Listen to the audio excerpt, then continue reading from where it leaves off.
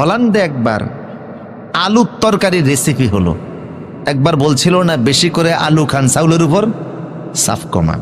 এই আলুর তরকারি 550 প্রকারের আলুর রান্না, কিন্তু লোকেরা খাওয়ার পরে কয় যত রান্নাই করছো স্বাদ মাত্র 6 প্রকার। দুবাইতে আমি গেলাম, বুফের খানা দিল প্রায় 100 আইটেম খানা আমার সামনে, খায়া দেখি স্বাদ মাত্র 6 প্রকার। 1000 রকমের খাবার আপনি খাবেন, 6 প্রকারের বাইরে স্বাদ পাবেন না। টক, ঝাল, মিষ্টি, ন্যানো, তেতো, ফানসা, 6 প্রকারের বাইরে স্বাদ নাই। কিন্তু আল্লাহ বলছেন আলাম নাজআল্লাহু আইনাইন ওয়া লিসানান ওয়া শাফাতাইন ওয়া হাদাইনাহুন নাজদাইন।